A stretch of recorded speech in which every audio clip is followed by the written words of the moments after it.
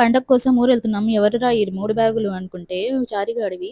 వాడి పార్టీకి ఒక బ్యాగు, వాడు ఉండడానికి ఒక బ్యాగు, మళ్ళా వాడి ఐటెమ్స్ కోసం ఇంకో బ్యాగు. ఊరెళ్ళేటప్పుడు చారితో పాటు వాళ్ళ నాన్న వద్దులే నాన్న అంటే మా తమ్ముడికి కోపం వస్తది. గార్డియన్ గూడా వస్తున్నాడు మాతో పాటు. ఇక్కడ కోకోనట్ ఆంటీకి కనిపించలేదు. మా పాప సాడ్ అయిపోయింది. ఇదిగో చారి, చారి వాళ్ళ గార్డియన్. చారి తిండి డబ్బా అంట స్నాక్స్ చారి కోసం. చారి ఫస్ట్ టైమ్ లాంగ్ జర్నీ చేయడం మాతో పాటు ముందర కార్‌లో అయితే మా మరిది వాళ్ళు ఎళ్తూనిన్నారు. క్లైమేట్ అయితే చాలా బావునింది. చారి ఆస్వాదిస్తున్నాడు క్లైమేట్‌ని. చారి పడుకున్నాడు. చారి గార్డియన్ పడుకున్నారు. మా పాప కూడా పడుకుంది. అసలు రోడ్ అంతా ఫుల్ గాలొస్తా ఉనింది. వర్షం కూడా పడింది. దారిలో ఫుల్‌గా ఆకలేస్తా ఉనింటే చెన్నూరులో దమ్ బిర్యానీ తినేసినాము. జస్ట్ హాఫ్ అన్ అవర్ ఉంటే ఇంటికెళ్ళిపోతాం. కానీ తట్టుకోలేకపోయినాను ఆకలి. నేనైతే కొంచెం ఘీ రైసే తిన్నాను. ఎందుకంటే ఇంట్లో అమ్మ అన్నం చేసి ఉనింది. మళ్ళా అక్కడికెళ్ళిన తర్వాత తినకపోతే ఫుల్ క్లాస్ పీకుతారు. అందుకని కొంచెమే తిన్నా. ఇది కడపలో అయితే చాలా ఫేమస్. చానా ఇయర్స్ నుండి ఉంది. ఫైనల్‌గా అయితే ఇంటి దగ్గరకైతే వచ్చేసాము.